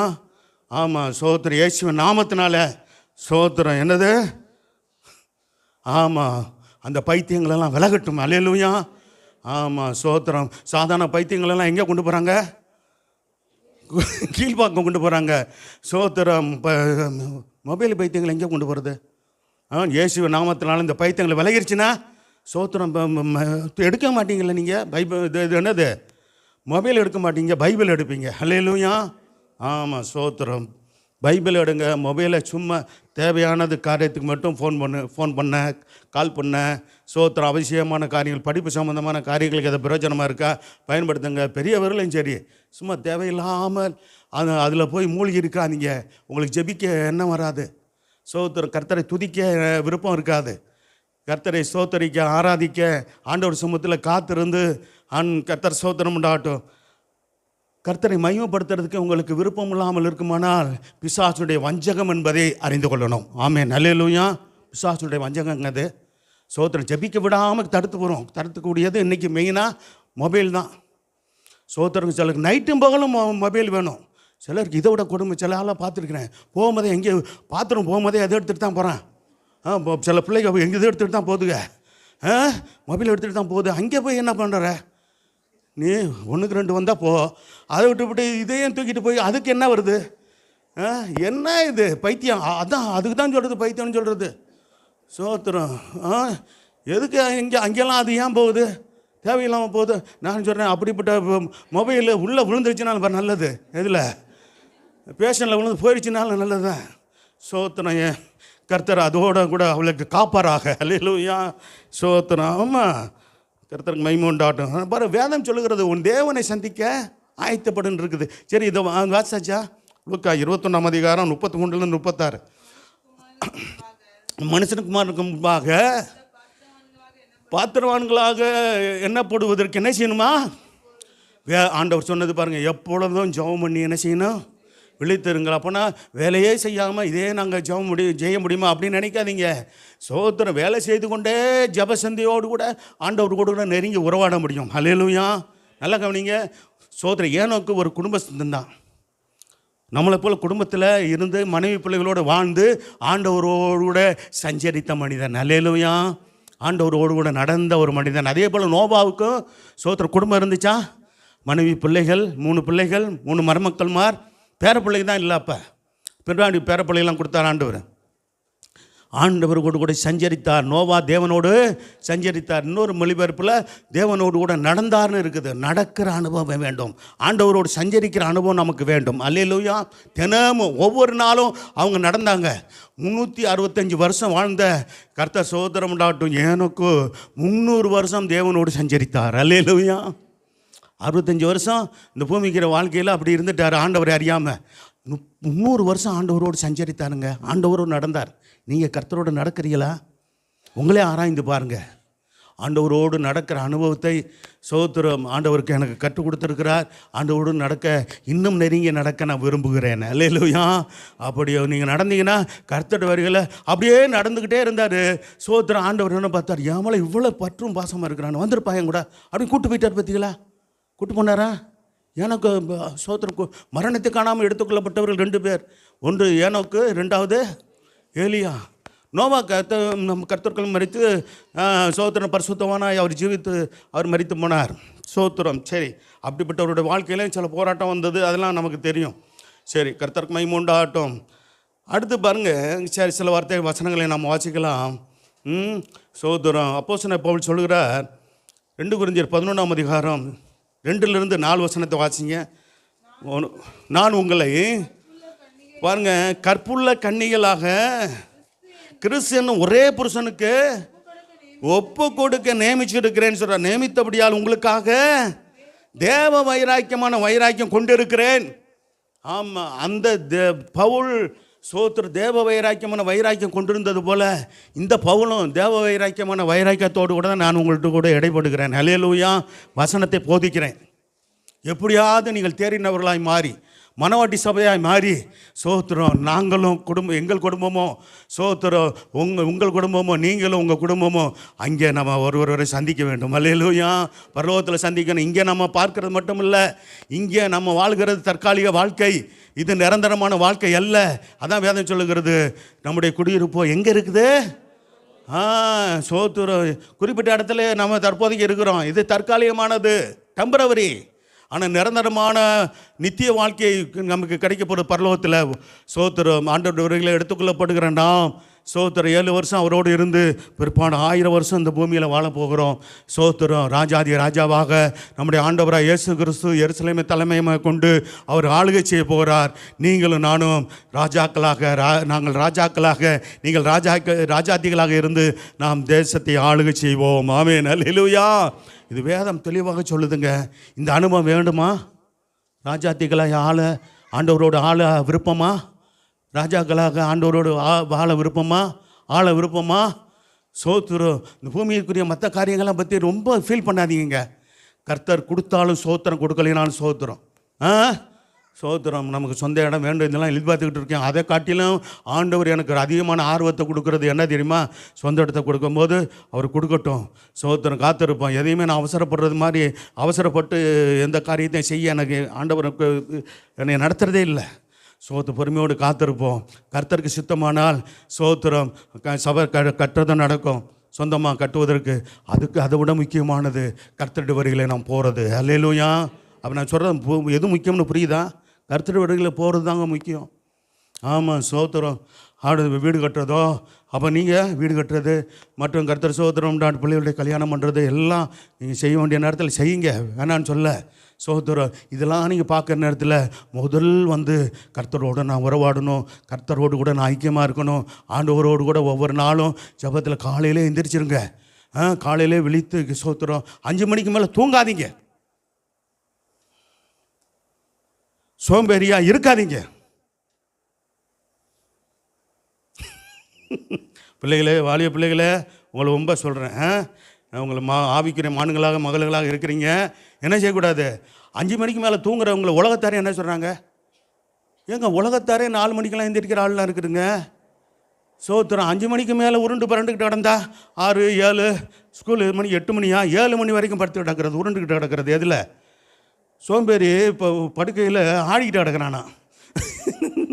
ஆமாம், அப்படி இருக்கக்கூடாது. அல்லேலூயா. ஆமாம், நம்ம ஆடுற கூட்டம் இல்லை, கர்த்தரை ஆராதிக்கிற கூட்டமாக இருக்கணும். காலையில் 5 மணிக்கு எந்திரிச்சு என்ன செய்யணும்? கர்த்தரை சொல்லுங்களேன். காலையில் 5 மணிக்கு எந்திரிச்சு சொல்லுங்கள், நான் சொல்கிறத சொல்லுங்களேன். அதே மாதிரி செய்வீங்க நீங்கள். அதுக்காக தான் சொல்கிறேன். காலையில் 5 மணிக்கு நான் எந்திரிச்சு கர்த்தரை ஆராதிப்பேன். இன்றைக்கி நான் தீர்மானம் பண்ணிட்டேன். நான் வைராக்கியம் அடைஞ்சிட்டேன். பவுலுக்கு இருந்த வைராக்கியத்தை போல் உங்களுக்கு அந்த வைராக்கியத்தை கர்த்தர் தருவாராக. அல்லேலூயா. ஆமாம், சோத்திரம். உண்மையிலே சொல்கிறேங்க. அதுக்கு தான் சொல்கிறேன், எறும்புட்டு போய் கற்றுக்கணும்னு சொல்கிறாரு. ஊழியக்காரனுக்கும் சொல்லியிருக்காரு. யார்? ஆண்டவர் சொன்னாரா? போய் ஊழியக்காரனை விசுவாசியை யாராக இருந்தாலும் போய் நீதிமொழி சொல்கிறாரு, போய் எறும்புட்ட போய் கற்றுக்க சுறுசுறுப்பை குறித்து. அதுக்கு ஒழுங்காக கரெக்டாக என்ன பண்ணுது? சோத்திரம். நைட்டு மகளும் பார்த்தீங்களா எவ்வளோ கவனமாக இருக்குது பார்த்தீங்களா? ஆகாரத்தை சேர்க்க மற்ற காரியங்களை அதுகிட்ட போய் கற்றுக்கணும்னு சொன்னது காரணம் அதுதான். சோத்திரம். அது சுறுசுறுப்பாக இருக்குது, நாமும் சுறுசுறுப்பாக இருக்கணும். அல்லேலூயா. செபிக்கிறதுக்கு முக்கியமாக சுறுசுறுப்பாக இருக்கணும். வேலைக்கு போகிற சுறுசுறுப்பாக இருக்கிறோமா? படிக்கிறதுக்கு ஸ்கூலு, ஆமாம், காலேஜ் இதெல்லாம் போகிறதுக்கெலாம் சுறுசுறுப்பாக இருக்கிறீங்க, சுறுசுறுப்பாக இருக்கிறீங்களாம்மா? நாங்கள் படுற பாடம் எங்களுக்கு தான் தெரியுன்றாங்களா பெற்றோர்கள்? பிள்ளைகளை அனுப்புறதுக்கு வர்றது எங்களுக்கு என்ன பிரச்சனை இருக்கட்டும். சோத்திரம். பிள்ளைகளை நீங்களும் 5 மணிக்கு எந்திரிங்க, பிள்ளைகளை எழுப்பி விடுங்க. அல்லேலூயா. யார் இங்கே குழந்தைகள் இருந்தால் அங்கே அது ஒரு நாள் தான் குழந்தை வச்சுருக்கு. அதுக்கு அவங்களுக்கு என்னது? தாயும் பிள்ளைக்கும். ஆமாம், சரி. பிள்ளை தூங்கும்போது தான் அவங்களும் தூங்க முடியும், பிள்ளை எந்திரிக்கும் போது தான் அவங்களும் எந்திரிக்க முடியும். அப்படி ஒரு சூழ்நிலை இருக்கும். ஆனால் உங்களுக்கு இப்போ பிரச்சனை இல்லை. அல்லேலூயா. ஆமாம், நல்ல ஜெபிக்கிறவர்களாய் மாறணுங்க. அல்லேலூயா. ஜெபிக்கிறவர்கள் ஜெயம் பெற்றவர்களாய் மாறுவீங்க. அல்லேலூயா. கர்த்தருக்கு மகிமை உண்டாகட்டும். கர்த்தர் நல்லவர். சரி, பார்த்தீங்களா என்ன சொல்லப்படுகிறது? தேவ வைராக்கியமாக நான் வைராக்கியம் கொண்டு இருக்கிறேன். அப்படி வைராக்கியம் கொண்டு இருக்கிறதுனால தான் இப்படி உங்களுக்கு நான் வலியுறுத்தி காரியங்களை சொல்லி நான் உங்களுக்கு போதிக்கிறேன். சரி, வாசிங்க. ஆகிலும் நல்ல கவனிங்க. சர்ப்பமானதுன்னா பிசாசு. சர்ப்பமானது தன்னுடைய தந்திரத்தினாலே தேவனுடைய ஜனங்களை இன்றைக்கும் அவன் சோத்திரம், அதாவது உலக இன்பத்தை காட்டி மோசம் பண்ணுகிறதை காட்டிலும் அது 2வது முறை செய்கிறான். 2வது ஸ்டெப்பில் செய்கிறான். முதல் ஸ்டெப் என்ன தெரியுமா? தந்திரத்தினாலே வஞ்சிக்கிறான். அல்லேலூயா. பல பாவ இச்சைகளை காமிச்சு, பல விதமான சினிமா, சீரியலு இதெல்லாம் காமிச்சு ஏமாத்துறது 2வது பகுதி. முதல் பகுதி தந்திரம். சோத்திரம். என்ன சொல்லுவான்? என்னது, நீ தான் சர்ச்சுக்கு இன்றைக்கி போயிட்டு வந்தியே, எதுக்கு இப்போ இன்னொரு தடவை ஜெபிக்கணுமாக்கும்? சோத்திரம். போன வாரம் தான் போனியே சர்ச்சுக்கு, இந்த வாரமும் போகணுமா? அப்படிலாம் சொல்லுவான். தந்திரமாக பேசுவான். மயங்கிடக்கூடாது. அல்லேலூயா. ஆமாம், நான் தினமும் கர்த்தரை தேடுவேன். அல்லேலூயா. கர்த்தரை ஆராதிப்பேன்னு சொல்லி நம்ம தீர்மானம். பிசாசே, பொல்லாத பிசாசே, தூக்கத்தை கொண்டு வருகிற பிசாசே, என்னை ஜெபிக்க விடாமல் தடுக்கிற பிசாசே, இயேசுவின் நாமத்தினால. என்னது உன் பேர்? மனிஷா சொல்லுவியா? மனிஷா கொய்ராலாவா நீ? சரி, மனிஷா தானே? சரி, ஆமாம், நல்ல பரிசுத்தவான்களுடைய பேரை வைங்க. ஏதோ பிள்ளைக்கு தெரியாமல் வச்சுட்டீங்கன்னு நினைக்கிறேன். நல்ல. ஆமாம், ஆனால் தம்பிக்கு நல்ல பேர் வச்சுருக்காங்களே. சின்னவனுக்கு என்ன பேர்? மேத்யூ. பரிசுத்தவானுடைய பேர் வச்சுருக்காங்க. உனக்கு பேர் ஞானஸ்தானத்தில் அவன் பேர் மாற்றிடுவோம். சரி, சரி, வாசிங்க. ஆகிலும் சர்ப்பமான தன்னுடைய தந்திரத்தினால் ஏவாளை வஞ்சித்தது போல உங்கள் மனதும் கிறிஸ்துவை பற்றி உண்மை நின்று. பார்த்தீங்களா? மனது நல்ல கவனிங்க. பிசாசு வஞ்சிக்கிறது முதல்ல மனதை. உங்கள் மனதும் கிறிஸ்துவை பற்றி உண்மை நின்று விளங்கும்படி கெடுக்கப்படுமோ என்று பயந்திருக்கிறேன்னு சொல்கிறார். பயந்திருக்கிறார். ஒரு ஊழியக்காரனுக்கு அந்த பயம் எனக்கு இருக்குதுங்க. சோத்திரம். சபையார் கர்த்தருக்குள் தேறினவர்களாக மாறணுமே, மனவாட்டி சபையை மாறணுமே என்ற அது அப்படி யாரும் மாறாமல் போய் கர்த்தர் வீட்டில் கைவிடப்பட்டுருவாங்களோன்னு பயந்துருக்கிறேன். நேற்று காலமாகவே கர்த்தர் எனக்கு ஜபத்தில் போராட வைக்கிறாரு. ஜெபிக்கிறேன், உங்களுக்காக பாரப்பட்டு தினமும் ஜெபிக்கிறேன். ஊழியக்காரங்கள் குடும்பத்து பிள்ளைகள் சந்ததிகளும் உடைய வருகையில் கைவிடப்படக்கூடாதுப்பா. விசுவாசி குடும்பத்து எங்கள் சபை விசுவாசி குடும்பத்து பிள்ளைகள் சந்ததிகளும் கைவிடப்படக்கூடாதுன்னு போராடிக்கிட்டு இருக்கிறேன். ஆண்டவர்கிட்ட ஜெபிச்சுக்கிட்டு இருக்கிறேன். கர்த்தர் அப்படி அதுக்குடைய ஆயத்தமோ தகுதியும் பரிசுத்தமோ சோத்திரம் வைராக்கியமும் தேவ ஜனங்களுக்கு உண்டாவதாக என்று சொல்லி ஜெபித்து கொண்டு வருகிறேன். அல்லேலூயா. நான் செய்கிறது தான் சொல்கிறேன் உங்களுக்கு. கர்த்தருக்கு மகிமை உண்டாகட்டும். அடுத்து பாருங்க 4ஆம் வசனம். 4ஆம் வசனத்தை கூட வாசிக்கலாம். எப்படி உங்களிடத்தில் வருகிறவன் எவன்? கள்ள போதகர்கள். ஆமாம், யாராவது வீட்டுக்குள்ள அனாவசியமாக யாரையும் ஏற்றாதீங்க. கர்த்தர் வேதமும் அப்படி தான் சொல்லுது. சோத்திரம். நல்ல மனுஷர்கள் வர்றாங்களா? சோத்திரம். நான் நல்ல மனுஷர்னு சொல்லும்போது உறவினர்களோ நண்பர்களோ சோத்திரம் அவர்களை நான் சொல்ல வரல. போதகர் என்று சொல்லி தவறான போதனைகள். என்ன தவறான போதனை? 3 காரியம் சொல்லப்பட்டிருக்கு பாருங்க. உங்களிடத்தில் வருகிறவன் நாங்கள் பிரசங்கியாத வேறொரு இயேசு குறித்து சொல்லிடுவாங்க. சோத்திரம். பார்த்தீங்களா? ஆமாம், வேற ஒரு இயேசு. சோத்திரம். அப்போ பாருங்க, அப்படிலாம் அந்த காலத்தில் என்ன இந்த கொரிந்தி சபையை எச்சரிக்கிறார். வேற ஒரு இயேசுவை பிரசங்கித்தானால் அல்லது நீங்கள் பெற்றிராத வேறொரு ஆவியையும் நீங்கள் ஏற்றுக்கொள்ளாத வேறொரு சுவிசேஷத்தையும் இன்னும் நன்றாய் சகித்திருப்பீர்களே. பார்த்தீங்களா? 3 வித காரியங்களில் நீங்கள் சோத்திரம் அப்படிப்பட்டவர்களை நீங்கள் சோத்திரம் ஏற்றுக்கொள்ளும்போது உங்களுடைய வாழ்க்கையில் அந்த கள்ள போதனையில் கொடுத்து உங்களை வஞ்சித்து விட்டுருவாங்களே. ஒன்று பிசாசு தந்திரமாக வஞ்சிக்கிறான். 2வது பொல்லாத ஆட்கள் தந்திரமாக ஏமாற்றி உங்களை கிறிஸ்துவின் அந்த அன்பை விட்டு பிரிச்சுருவாங்க. சரியான சத்தியத்துக்குள்ளே உங்களை நடத்தக்கூடிய சபையில் ஊழியர்களுக்கு தெரியாமல் நீங்கள் அவர்களோட ஐக்கியம் வைத்திருக்கும் போது கர்த்தர் சோதனம் உண்டாகட்டும். பாருங்க, பரிசுத்த ஆவியை நம்பாத ஆட்கள் இருக்கிறாங்க. அப்படிப்பட்டவங்க பரிசுத்த ஆவியின் அபிஷேகம் பெற சொல்லி சொல்ல மாட்டாங்க. சில ஆட்கள் இருக்கிறாங்க, ஊழியக்காரங்கள் இருக்கிறாங்க. சோத்திரம். பரிசுத்த ஆவிலாம் தேவையில்லை. பரிசுத்த ஆவியானவர் சபையினுடைய கண்காணியாக இருக்கிறார். தேட்டர் வாழனாய் துணையாளராய் சோத்திரம் சகலத்திலும் சோத்திரம் சபையை கர்த்தராய் இயேசு கிறிஸ்துவுக்கு மனவாட்டி சபையாய் உருவாக்குவதில் பெரிய பங்கு வகிக்கிறார். அல்லேலூயா. இதெல்லாம் உண்மை. கர்த்தர் சோத்திரம் உண்டாகட்டும். அந்த 3 காரியத்துக்கு தப்பணும். அதே சமயத்தில் பாருங்கள், ஆமோஸ் 4ஆம் அதிகாரம் 11ஆம் வசனம் 12ஆம் வசனத்தை வாசிங்க. பாருங்க, சோத்திரம் வாசிக்கலாம். ஆமோஸ் 4ஆம் அதிகாரம் 11ஆம் வசனம் 12ஆம் வசனம். சோதமையும் கொமராவையும் தேவன் கவிழ்த்து போட்டாரா? எப்போ? லோத்தின் காலத்தில். சரி, வாசிக்கலாம். பாருங்க, சோத்திரம். ஆண்டவர் சொல்கிறாரு, இஸ்ரவேலரை சொல்கிறார், உங்களை கவிழ்த்து போட்டேன்னு சொல்கிறாரு. வாசிக்கலாம்.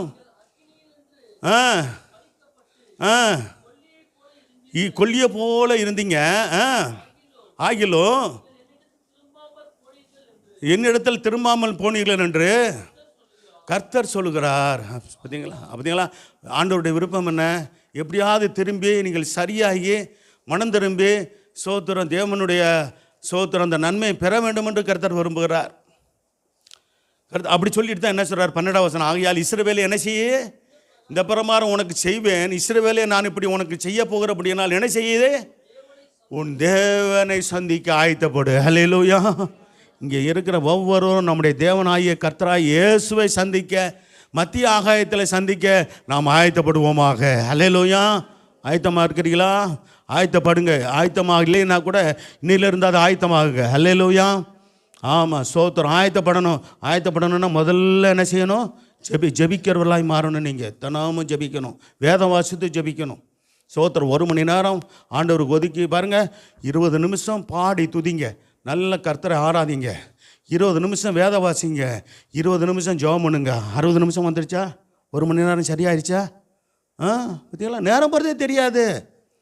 நானும் ஜெபத்தில் இருக்கும்போது நேரம் போகிறது தெரிய மாட்டேங்குது. அந்த அளவுக்கு தேவனோடு நெருங்கி இருக்கும்போது தான் அந்த மாதிரி அனுபவம் வரும். நான் ஜெபிக்காமல் உங்களை ஜெபிக்க சொல்லலைங்க. நான் தினமும் ஜெபிக்கிறேன், உங்களையும் ஜெபிக்க சொல்கிறேன். நாங்கள் 3 மணி நேரம் ஜெபிக்கிறோம்னா நீங்கள் 1 மணி நேரமாக ஜெபிக்கணுமே. சோத்திரம். ஜெபிக்காமல் ஜெயம் பெற முடியாது, கிறிஸ்தவ வாழ்க்கை வாழ முடியாதுங்க. சோத்திரம். ஆசீர்வதிக்கிறதுக்கும் தேவனிடத்தில் நம்ம நெருங்கி ஜெபிக்கணும். கர்த்தருடைய வரிகளை போகிறதுக்கு முக்கியமாக என்ன பண்ணணும்? மனவாட்டி சபையாக மாறுவதற்கு முக்கியமாக மணவாளன் கர்த்தர் இயேசு வருகிறாரே, மனவாட்டி சபையே அவர் வருகையில் போக ஆயத்தம் தானா என்று பாடணும். சோத்திரம். மனவாட்டி சபையாக மாறினா போயிடலாம். கர்த்தருக்கு மகிமை உண்டாகட்டும். 1 கொரிந்தியர் 1ஆம் அதிகாரம் 4-7 வசனங்களை வாசிக்கலாம். பாருங்கள், அந்த கொரிந்தி சபை எப்படி இருந்துச்சான்? சோத்திரம். கொரிந்தி சபையை குறித்து இப்படி சொன்னார். ஆனால் அந்த கொரிந்தி சபை 1ஆம் அதிகாரத்தில் சொல்லும்போது அப்போஸ்தலன் பவுல் சொல்கிறாரு, யாதொரு வரையத்திலையும் அவர் குறைவில்லாதவர்களாய் கர்த்தருடைய வருகைக்கென்று எதிர்பார்த்து காத்திருந்தாங்களாம். பார்த்தீங்களா, நல்ல ஒரு சபையாக தான் இருந்திருக்குது, வாசிக்கலாம். ஆனால் அந்த சபையிலும் சில குறைகள், சோத்திரம், கர்த்தருடைய வருகையில் போக முடியாதபடிக்கு ஒரு சில சோத்திரம் அவர்கள்ட்ட பின்னடைவான சோத்திரம் குணாதிசயங்கள்லாம் இருந்திருக்கிறது, தேவையில்லாத காரியங்கள் இருந்திருக்கிறத அதை சரி பண்ணுகிறார் நிருபம் மூலமாக நீங்கள் பார்க்கலாம், வாசிக்கலாம்.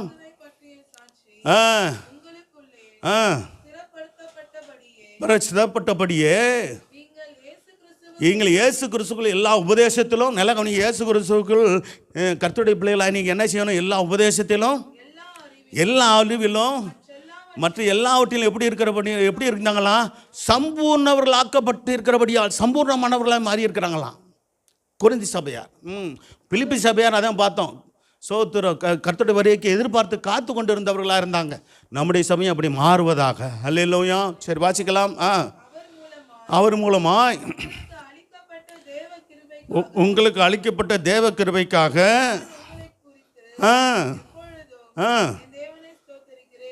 என்ன செய்கிறேன்? என் தேவனை என்ன செய்கிறேன்? ஸ்தோத்தரித்தார். தேவ கிருபை அவர்களுக்கு கிடைச்சிருந்துச்சுங்க. அதுக்கு தான் 2 நிருபம் எழுதினார் பாருங்கள். ஒரு கொரிந்தி சபைக்கு எத்தனை நிருபம் எழுதப்பட்டது? 2 நிருபத்தை அப்போஸ்தலன் பவுல் எழுதினார். அந்த சபைக்கு அவசியம் சோத்திரம் அநேக நல்ல நிருபத்தை வாசிக்கணும். சுவிசேஷ புஸ்தகம் வாசிங்க, சோத்திரம் புதிய ஏற்பாட்டில். அதே சமயத்தில் நிருபங்கள் ரொம்ப உங்களை ஆவிக்குரிய ஜீவியத்தை கட்டி எழுப்போம், உங்களுடைய பரிசுத்த வாழ்க்கையை கட்டி எழுப்போம், விசுவாச ஜீவியத்தை கட்டி எழுப்போம், தேவன் மேலே வைராக்கிய வாஞ்சியை உண்டு பண்ணும் நிருபங்கள்லாம். கர்த்தருடைய வார்த்தைகளை நல்லா வாசிங்க. எப்பொழுதும் தேவனை ஸ்தோத்தரிக்கிறேன்.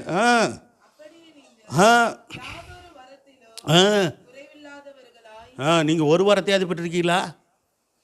அபிஷேகம் பெற்றிருந்தீங்களா? ஒரு வாரமாவது போய் நீங்கள் பெற்றிருக்கீன்னு அர்த்தம். இந்த சபை யாதொரு வரத்திலும் என்ன செய்யலையா? சபைன்னா விசுவாசிங்க குறைவில்லாதவர்களாக இருந்தாங்களா? உங்கள்கிட்ட எத்தனை வரம் இருக்குது? இப்போ நாங்கள் ஊழியம் செய்யும் போது வரங்கள் கிரியை செய்யும். ஏன்னா சோத்திரம் அபிஷேகத்தை பெற்றிருக்கிறாங்க, அந்நிய பாஷை பேசி சோத்திரம் பாடி தூத்தி ஆராதிக்கிறது மட்டும் இல்லை, ஜபத்திலும் இப்படி இருக்கிறதுனால சோத்திரம் அந்த தேவையான காரியங்கள் விடுதலையாக சுகமாக மற்ற காரியங்கள் வரும்போது ஜபிக்கும் போது சோத்திரம் வியாதியிலிருந்து, நோயிலிருந்து, பிசாசின் படியிலிருந்து இருக்கிறவங்களுக்கு விடுதலை கிடைக்கிது. சோத்திரம் காரணம் என்ன? அபிஷேகத்தை அனல் மூட்டி எழும்பிக்கிட்டே இருக்கணும். அல்லேலூயா. ஆவியில் அனலாக இருங்கள், கர்த்தருக்கு ஊழியம் செய்யுங்கன்னு சொல்லப்படுறாங்க. பரிசுத்த ஆவியின் அபிஷேகத்தால் பெற்றிருக்கணும் கர்த்தருடைய பிள்ளைகள் சபையார். சோத்திரம் கர்த்தருடைய வருகையில் போகிறதுக்கு போன வாரம் கூட சொன்னேன், சோத்திரம் கர்த்தருடைய வருகையில் போகிறதுக்கு அவசியமானது பரிசுத்த ஆவியின் அபிஷேகம். அல்லேலூயா. பெற்றுக்கொள்ளுங்க, ஆண்டவர்கிட்ட கேளுங்க, தருவார், இலவசமாய் தருகிறவர்.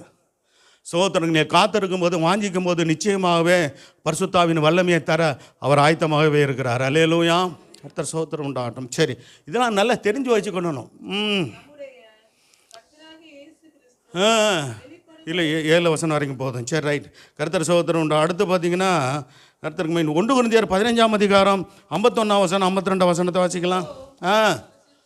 நான் பாருங்க, சோத்திரம் கர்த்தருடைய வருகை குறித்து அப்போஸ்தலன் பவுல் கொரிந்தி சபை, அதே கொரிந்தி சபைக்கு எழுதுகிறார். 15ஆம் அதிகாரத்தில் 51 52 வசனத்தில் இதோ ஒரு ரகசியத்தை அறிவிக்கிறேன் அப்படின்னும் போது அது வரைக்கும் அந்த சபையை கொரிந்தி சபைக்கு அந்த காரியங்கள் வெளிப்படுத்தப்படாது இருந்ததுனால இப்போ சொல்கிறார், சோத்திரம் இது ஒரு ரகசியத்தை உங்களுக்கு அறிவிக்கிறேன், நாம் எல்லாரும் நித்திரை அடைவதில்லை அப்படின்னு சொன்னார். அவர் காலத்திலேயே 1900 வருஷம் ஆயிடுச்சு. அப்போயே ஆதி திருச்சபையார் ஆண்டவருடைய வருகை இருக்கும் என்று எதிர்பார்த்து காத்திருந்தாங்க. பார்த்தீங்களா? இப்போ நம்ம எவ்வளோக்கு எதிர்பார்த்து காத்திருக்கணும்?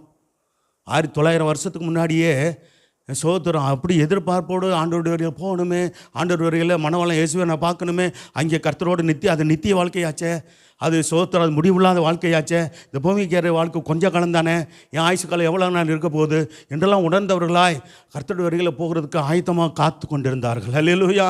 அவங்க காலத்தில் கர்த்தர் வரல, ஆனால் நம்முடைய காலம் கர்த்தர் வருகிறதுக்கு ஏற்ற காலமாக இருக்கிறது. அல்லேலூயா. சம்பவங்கள் சொல்லப்பட்ட ஆண்டவர் சொன்ன சம்பவங்கள், அந்த அடையாளங்கள், அந்த சோத்திர காரியங்கள் நடந்து கொண்டு இருக்கிறதை நாம் பார்க்கிறோம். ஆகவே இது கடைசி காலம் என்று நாம் அறிகிறோம். கர்த்தருடைய வரைக்கும் நம்ம ஆயத்தமாக இருப்போம். ஆமென். அல்லேலூயா.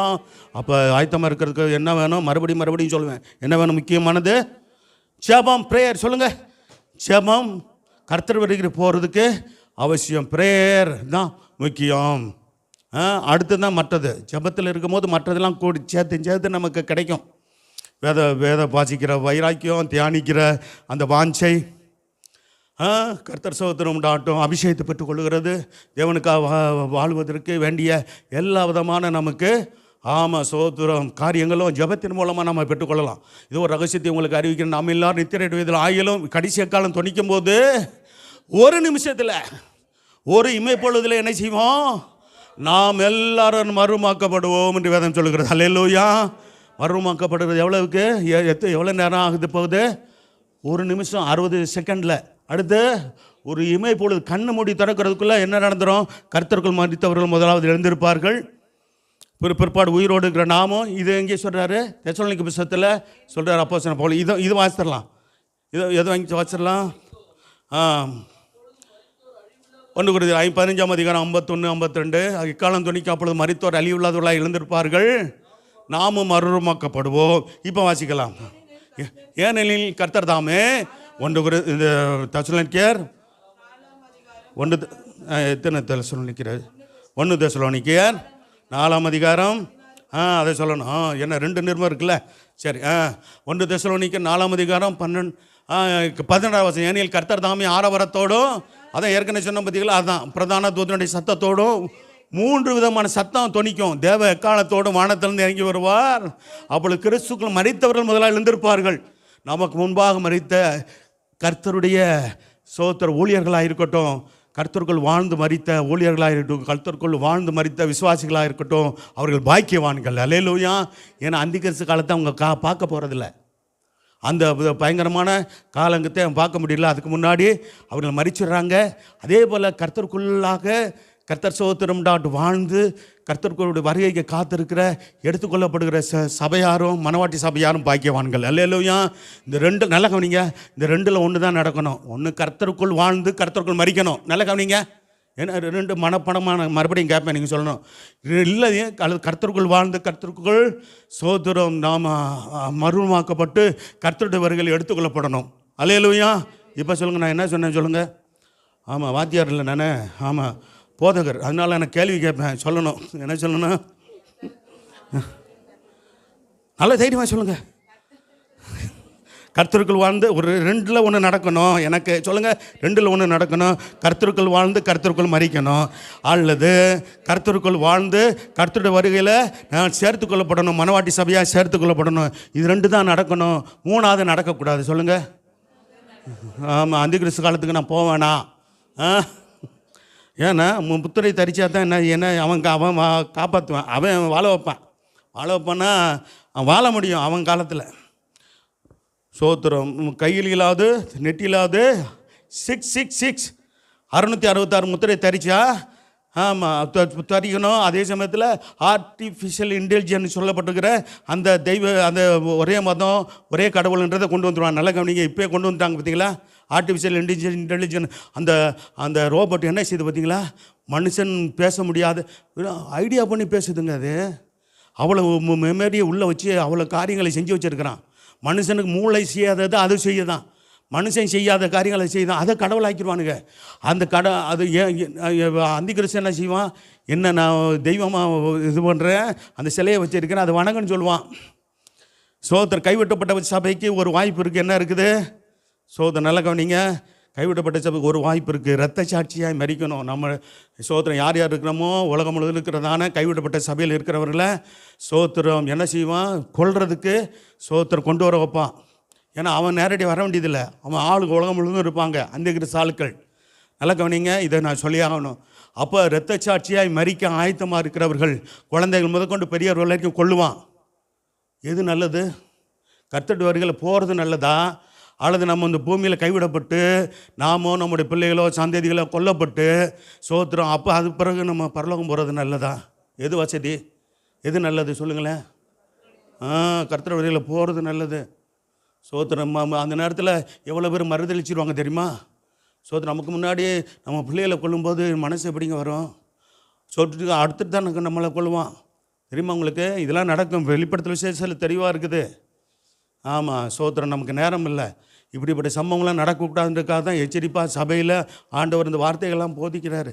இதெல்லாம் வேதத்தில் அது 1900 வருஷமாக எழுதப்பட்ட வேதம் தான், இன்றைக்கி இல்லை. சோத்திரம். நம்ம படிக்காதனால அநேகருக்கு படிச்சிருந்தா தெரிஞ்சிருக்கும். சபையில் பல காரியங்களை விளக்கி சொல்கிறோம். சோத்திரம். இதெல்லாம் வெளிப்படுத்தல் விசேஷத்தெல்லாம் தியானிச்சிருக்கிறோம். சோத்திரம். என்ன நேரம் வரும்போது அடுத்து கூட நம்ம சோத்திரம் தேவன் வாய்ப்பு தரும்போது நம்ம தியானிப்போம். பின்பு உயிரோடு இருக்க நாமும் கர்த்தருக்கு எதிர்கொண்டு போக மேகங்கள் மேல் அவர்கள் கூட ஆகாயத்தில் எடுத்துக்கொள்ளப்பட்டு இவ்விதமாக எப்பொழுதும் கர்த்தருடனே கூட இருக்க போகிறோம். உயிரோடு இருக்கிற நாமும் கர்த்தருக்கு எதிர்கொண்டு போவோம். எப்போ? கர்த்தருக்குள் மரித்தவர்கள் உயிர்த்தெழுந்த அந்த சோத்திரம் அந்த அனுபவத்தோடு கூட எடுத்துக்கொள்ளப்பட்டு கர்த்தரோடு இருப்பார்கள். அப்போ அது பூமிக்குரிய சரீரமாக இருக்காது. ஆண்டவராக இயேசு கிறிஸ்து உயிர்த்தெழுந்த சரீரத்தோடு எழுந்தது போல் அவங்க எந்திரிப்பாங்க.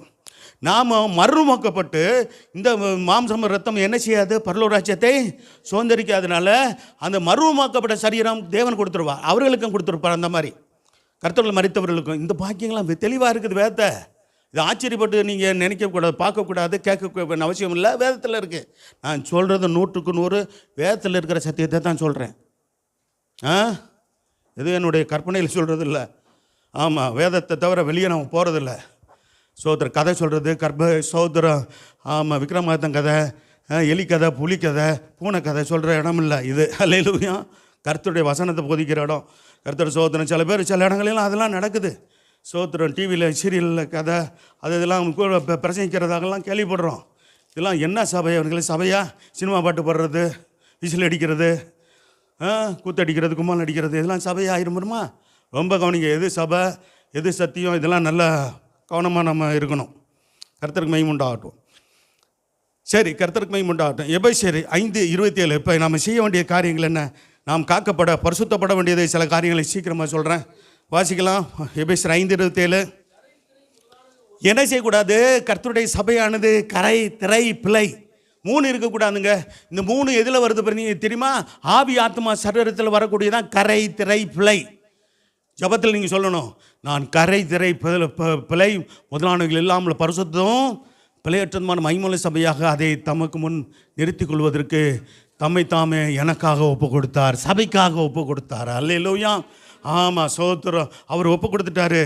நம்ம செய்ய வேண்டியது கரை, திரை, பிழை இல்லாமல் வாழக்கூடிய நாமே நம்ம ஒப்பு கொடுக்கணும். அல்லேலூயா. சோத்திரம். சரி, அடுத்து பார்த்தீங்கன்னா மத்தேயு 25 20 21 வசனத்தில் உண்மை உத்தமமானவர்களாக நாம் இருக்கணும். என்னை உங்களை பார்த்து ஆண்டவர் சொல்லணும், உண்மை உத்தமான ஊழியக்காரனே, உண்மை உத்தமான விசுவாசியே, என் ராஜ்யத்தில் பிரவேசின்னு சொல்லி கர்த்தர் வடிகளை சேர்த்து கொண்டு நமக்கு வெகுமதியை கிரீடத்தை கொடுக்க போகிறார் ஆண்டவர். வாசிக்கலாம். எஜமான் யார்? நம்முடைய ஆண்டவர் இயேசு. பிரத்யுத்தரமாக அது இல்லைப்பா, இந்த வசனம் 20 21 அதானே?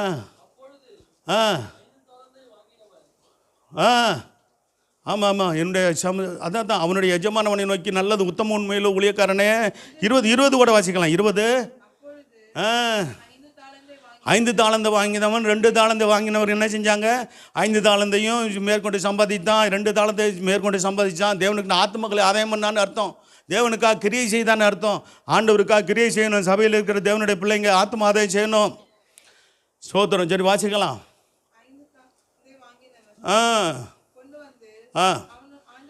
ஆண்டவனே தன்னை ஒப்புவித்தீரே, அவைகளை கொண்டு இதோ வேறு 5 தாளந்தை சம்பாதித்தேன் என்றான். எஜமானாகி ஆண்டவர் கர்த்தர் சொல்லுகிறார், எஸ் ராஜா சொல்கிறாரு, நல்லது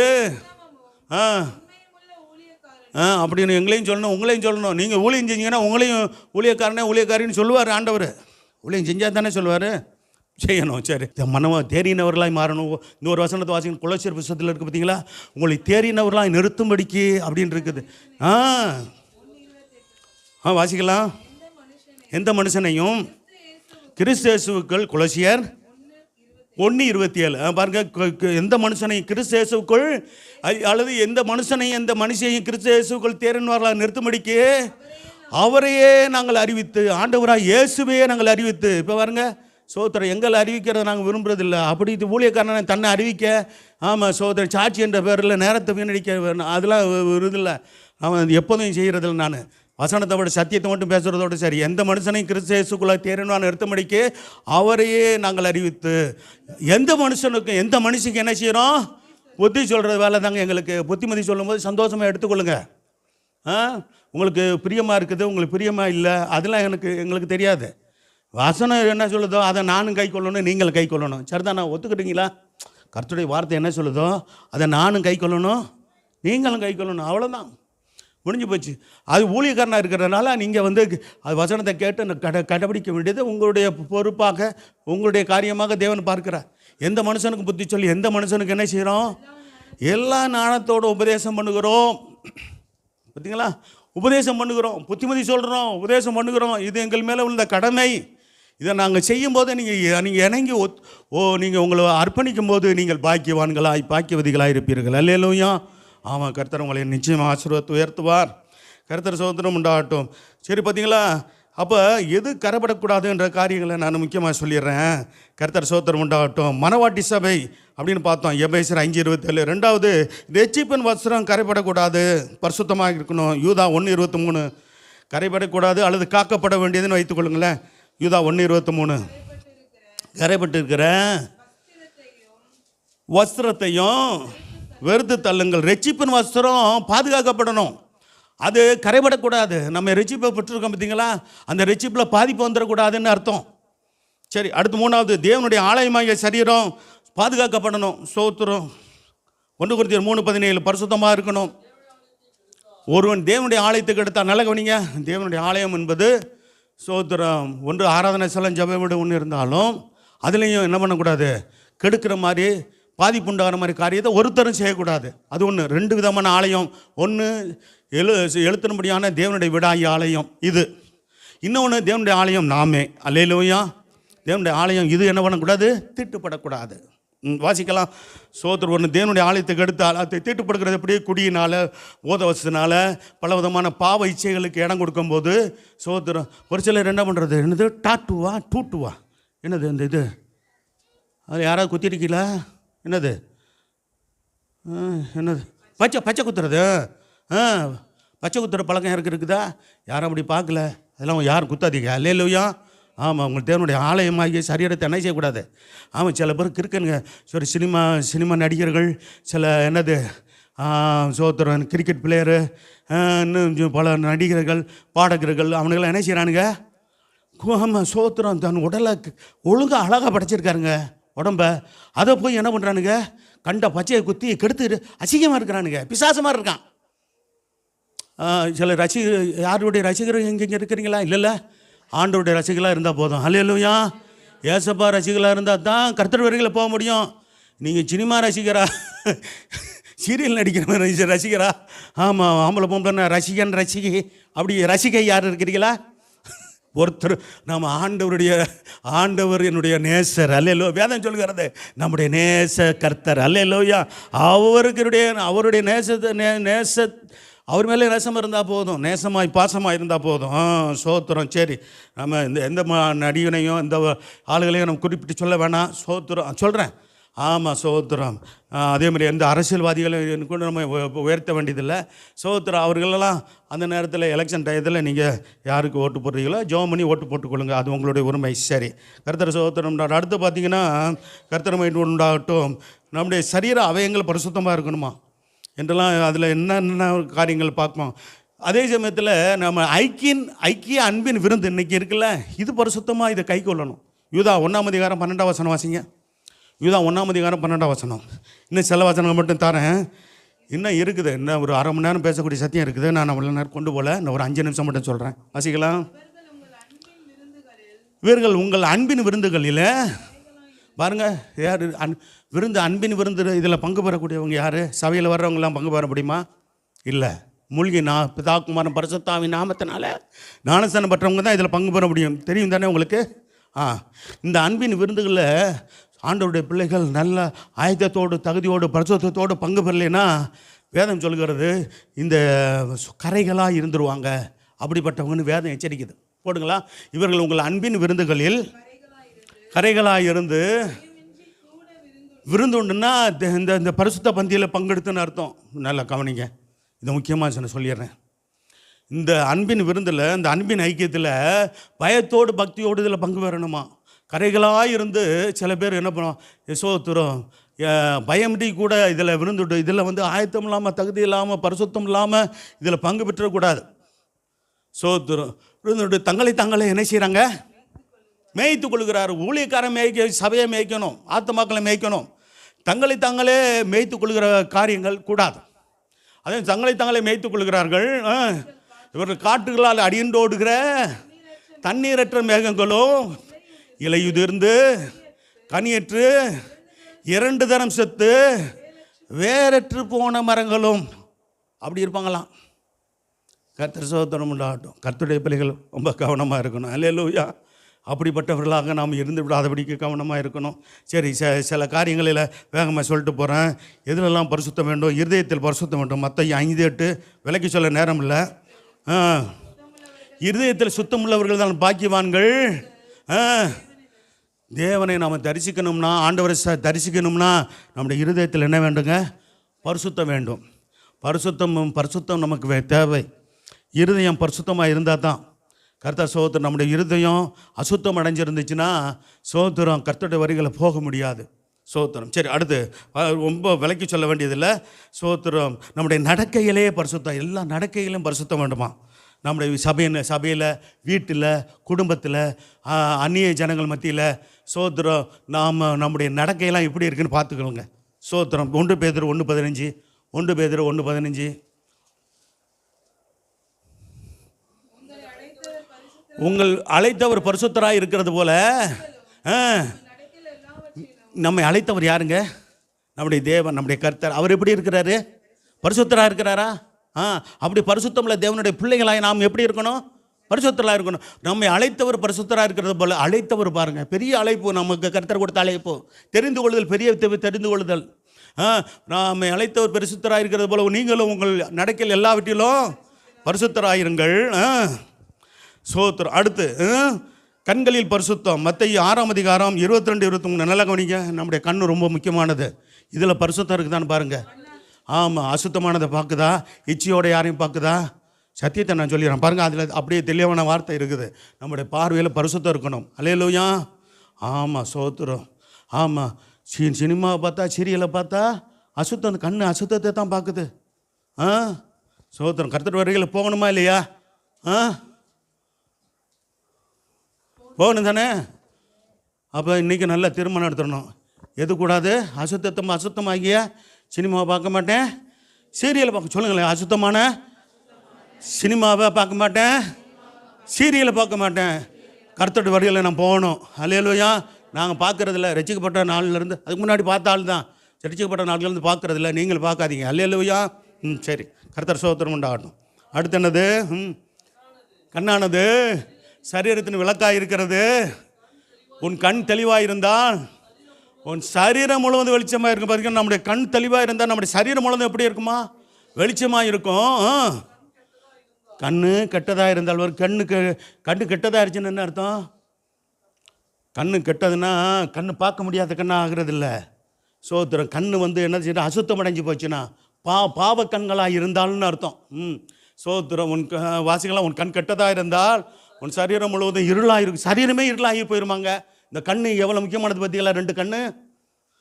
சரி, அடுத்து இப்படி உன்னில் உள்ள வெளிச்சம் இருளாக இருந்தால் அவன் இருள் எவ்வளவு அதிகமாக இருக்கும். சோத்திரம். சரி, அடுத்து பார்த்தீங்களா? வார்த்தையில் பரிசுத்தம். எபேசியர் 4:29 ஒவ்வொரு வசனம் மட்டும் கொடுக்குறேன். எபேசியர் 4. அன்பான சகோதரர்களே, சகோதரிகளே, உங்கள் வாயில் தப்பி தவறியாது கெட்ட வார்த்தை வந்துடுதா? எனக்கு ஒப்பு கொடுங்க. ஆண்டவரே, என் வாயை பரிசுத்தப்படுத்தும், என் நாவை பரிசுத்தப்படுத்தும் என்று சொல்லுங்கள். கெட்ட வார்த்தை ஒன்றும் என் வாயில் வர வேண்டாம். அல்லேலூயா. அப்படி சொல்லிட்டு என்ன சொல்லப்பட்டிருக்கிறது? பக்தி விருத்திக்கு ஏதுவான நல்ல வார்த்தை உண்டானால் அதே கேட்கிறவர்களுக்கு பிரயோஜனம் உண்டாக பேசுங்கள். சோத்திரம். அடுத்து முக்கியமாக பார்த்தீங்கன்னா சிந்தையில் பரிசுத்தம். சோத்திரம். ரோமர் 12:1-2 இதோட முடிக்கிறேன். இன்னும் ஒரு 5 பாயிண்ட் இருக்குது, டைம் இல்லை, நமக்கு வாசிக்கலாம். அப்படி இருக்க சகோதரரே, உங்கள் சரீரங்களை பரிசுத்தமும் பாருங்கள், சரீரங்களை எப்படி ஒப்பு கொடுக்கணுமா? பரிசுத்தமும். அடுத்து என்ன சொல்லப்பட்டிருக்கிறது? ஜீவபலியாக ஒப்பு கொடுக்க வேண்டும் என்று தேவனுடைய இரக்கங்களை முன்னிட்டு உங்களை வேண்டிக் கொள்கிறேன். இதுவே நீங்கள் செய்யத்தக்க புத்தியுள்ள ஆராதனை. சரி, இது நம்ம ஆவி, ஆத்மா, சரீரம் முழுவதும் பரிசுத்தம் அடைய வேண்டியது அவசியம். கர்த்தர் ஸ்தோத்திரம். அதனால 2 வசனங்களை கொடுத்தா தான் உங்களுக்கு இது நிறைவாகும். மற்ற வசனங்களை விட்டுறேன். நம்முடைய ஆவியில் பரிசுத்தம் உண்டாகணும். 2 கொரிந்தியர் 7:1 வாசிங்க. அடுத்து நமது ஆத்மாவில் பரிசுத்தம் வரணும். ஆத்மா இருக்கா? ஆவி, ஆத்மா, சரீரம். சரி, இது 3 வாசிங்களா? இப்படிப்பட்ட வாக்குத்தத்தங்கள் என்ன அர்த்தம் தெரியுமா? அதுக்கு முன்னாடி வசனத்திலிருந்து தொடர்ச்சின்னு அர்த்தம். ஆமாம், சோத்திரம். இப்படிப்பட்ட வாக்குத்தத்தங்கள், சோத்திரம். அப்போ பாருங்க, அந்நிய ஜனங்களோடு உங்களுக்கு ஐக்கியம் வேண்டாம், அவிசுவாசியோடு விசுவாசிக்கு பங்கேது, இப்படிலாம் சொல்லிட்டு வருவார். சொல்லி முடிச்சுட்டு நீங்கள் தேவனுடைய சோத்திரம் உங்களுக்குள்ளே இப்போ தேவன் என்ன செய்வார்? வாசம் பண்ணுகிறார் அப்படின்னு சொல்லிட்டு அப்படிலாம் உலாவுகிறார் அப்படிலாம் சொல்லப்பட்டிருக்கும். வீட்டில் போய் வாசி பார்த்து கொடுங்களேன். அப்படி சொல்லிட்டு தான் இப்படிப்பட்ட வாக்குத்தத்தங்கள் நமக்கு உண்டாயிருக்கிற அப்படின்னால், பிரியமானவர்களே, மாம்சத்திலும், மாம்சம்னா எதுங்க? நம்ம